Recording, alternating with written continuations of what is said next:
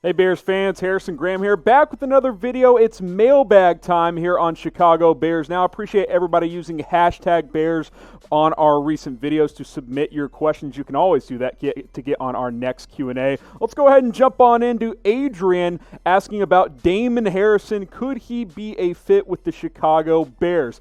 Well, he's still a free agent, which means he is still out there to get if Chicago or any other team wants to go after him. I'm intrigued by this idea. We haven't talked about Snacks nearly as much as probably should, as he's been one of the top defensive tackles in the NFL for a very long time. That being said, did not play well in Detroit. Did he decline? Was it a bad fit? I know he's talked publicly how he did not enjoy his time there. Now, if you brought him into Chicago, the nice thing would be is, guys, he'd be very, very cheap, and I think he could provide some depth. You see the numbers the past couple of seasons. Has not been great overall. He was much better with the Giants before that. Enjoyed his time there better. Maybe it's because Detroit hasn't been very good, and winning can solve a lot of issues if you are a player trying to contend, especially later in his career. And I think with the Bears, he would at least have a better chance to do that than he would with Detroit. Now, you look at where he would fit. Obviously, Hicks and Goldman are locked as starters. Nichols and Roy Robertson Harris will probably rotate a lot on the edge as well. But I think he'd be a quality backup nose tackle. Snacks is really good against the run, 350 pounds. I think I'm very down, especially if you can get him for very cheap, which is what I expect because he has not played very well the past couple of seasons. 1 year, $2 million. Bring him on board. You just got $2.8 million from the Trey Burton post-June 1 cut officially going through. I don't mind this idea at all, Adrian. So who is your top free agent target for the Bears? Go ahead and let me know in the comments section. Do you want Snacks Harrison? Do you want somebody else? Any player that's still out there? I know some of you guys still want Cam Newton. If it's Cam, go ahead and type Cam down below. But let me know who you want the Bears to target in free agency. All right, guys, we got some Bears Stronger Together gear available for you guys. Here's the deal. With our partner Fanatics, all the proceeds for these shirts and hoodies go to the relief for COVID-19. So it supports a great cause. If you use promo code June, you can get the best deal available. These shirts are less than $20 right now when you go to chatsports.com/Chicago now. I'll put that link in the comments. I'll put that link in the description. It's chatsports.com/Chicago Strong. Sorry about that. Chatsports.com/Chicago Strong. We all need to rally together during this time. It's been a challenging couple of months and certainly a challenging last week to 10 days or so. Get yourself a Stronger Together hoodie or t-shirt. Use promo code June to get the best deal out there. All right, next question here from Shermany. Which team is our biggest threat to win the NFC North? A Vikings team with a deteriorating defense or the Packers with an aging offense? This is a good question because I agree with you in the sense that Green Bay and Minnesota have regressed a little bit from last year as they were both playoff teams. I don't love what the Packers did. I don't love what the Vikings did this offseason. Obviously, you look at last year, Bears actually fared well in the NFC North. Sure, you got swept by the Packers, but 4-2 overall. Had that last-second win over Minnesota late in the season. Now, we know Green Bay has been the biggest issue, especially for the past decade or so with Aaron Rodgers. I think that's still the biggest challenge, even though I don't love what they did in the draft. I'm not a big fan of what they did in free agency. I think Green Bay is the team we need to be looking at if you're looking for a team to jump over to try and win the NFC North. I think Chicago can pass Minnesota. Can they pass Green Bay? I'm not quite there yet. I got to see how this offense comes together. But the show, it's about you guys. Let me know what you guys think. Who is the bigger threat in the NFC North? Type MIN for Minnesota. Type GB for Green Bay. I think it's Green Bay. I'll make this the pinned comment on today's video. If you want to answer, scroll on down and cast your votes right there.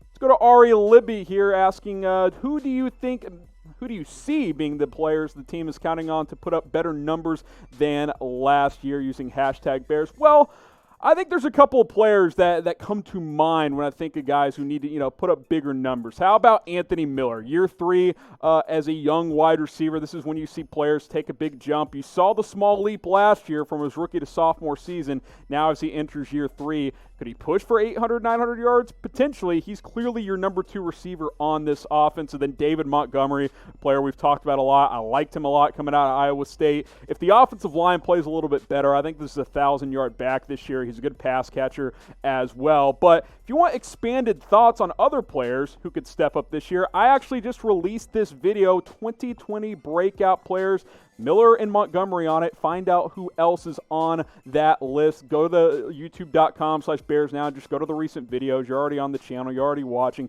You can check that video out. You can check out all kinds of stuff we're posting here on Chicago Bears Now by subscribing and turning on notifications. That way you never miss a video. We're closing in on 9,000 subs. Help us out by hitting that big red button. Then we'll zoom on past and get to 10,000. We're putting new videos up pretty much every single day.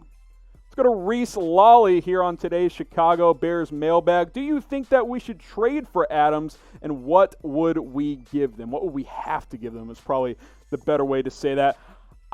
I mean, look, every team should try to trade for Jamal Adams, right? He's a good player, but it's not a major need for Chicago. So that's why I don't think it's a huge high percentage chance, I guess I'll say. Look, we know that he either wants an extension or a trade with the Jets. He wants long-term security. So any team that trades for him is going to have to extend for him long-term. The Jets reportedly want a first and a third for Adams. He's an excellent player. You pair him with Eddie Jackson, you've got the best safety duo in the NFL. He's that good. Jackson's really good as well. I'm not opposed to exploring this, but I think the Bears are fine on defense overall. He's an all-pro. I understand what he brings to the table, but do you want to invest $15, $16, $17 million per year to another player on defense when your defense is already top 5 in the NFL? Because that's what it's going to take if you have to bring in Jamal Adams. Love the player. Think he would be awesome. I just don't see it happening in the end. I put together this trade idea. I know the Jets want a first and a third. I went first and a fifth and Deion Bush to help them get a depth safety there. I mean, maybe this is something you could put together, but again, it's not about what you're having to get up front. It's about having to commit and pay him long-term major money. Who do you guys think would win this trade, this exact trade? Type B for Bears, type J for Jets. I think the team that gets the superstar almost always wins the trade, so I'll go with the Bears, but I think they need to save some of that money and continue to build on offense. Let's go to John here using hashtag Bears. Do you believe Eddie Jackson is the best safety in the NFC? Just talked about him a little bit with Jamal Adams. Wanted to pair these two questions together here. It's up for debate. I will just say that. I got a couple of names in mind, but before we get to a couple of those competitors for Jackson, I wanted to remind you guys of the deal of the day, chatsports.com/Chicago Strong. We got t-shirts and hoodies, Stronger Together, Bears Edition available for you guys. Use promo code June. You're going to get the best deal available. The t-shirts right now are under $20. The hoodies are under $40 right now. These deals don't last forever, and most importantly, it supports a good cause. It goes to relief for COVID-19. So let's rally together. We'll get through these tough times together, and you can represent the Bears with this sweet gear when you go to chatsports.com/Chicago Strong. All right, back to John's question asking about Eddie Jackson being the best safety in the NFC.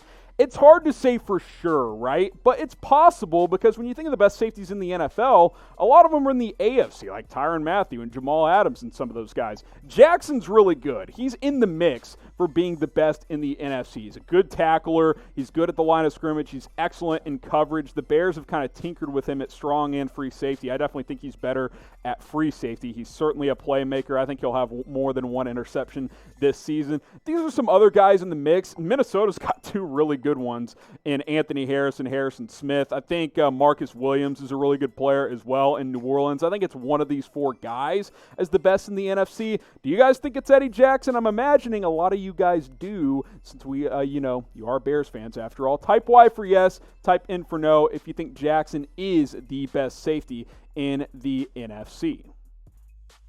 Let's go to JT Gaming. What are Trubisky's biggest needs for improvement this offseason to solidify him as a starter? Well, that's the big question, right? Is he going to start? We're set for a competition here. Training camp going to get going probably in late July at Hallis Hall there in the Bears home practice facility. You saw the regression last year, as did I, and I know a lot of you guys want to blame it entirely on the offensive line. The truth of the matter is it's a combination. Trubisky didn't play as well. He was a little bit banged up. The offensive line did not perform, and Matt Nagy's play calling was suspect at times. All of those can be true, but part of that is Trubisky not playing as well. I look at 3 simple bullet points on how he can improve and how the Bears can help him improve if he's the starter. Simple RPO offense with easy reads. The biggest reason Trubisky struggles at times is he doesn't process information quickly enough. So make it simpler on him. Easy, quick reads, that's what I would suggest. Number 2, got to use his mobility more and in better situations. They were really good at that a couple of years ago. He didn't run nearly as much last year. I think part of that was the shoulder injury, but I think that's another thing you got to get back to in 2020 if he starts. And then we know how bad the tight ends were last year, so how do you help a young quarterback out? Get tight ends involved. They're easy completions. Jimmy Graham, Cole Kmet, both those guys are huge upgrades from what you had a year ago. I think these are some ways Trubisky can improve in 2020.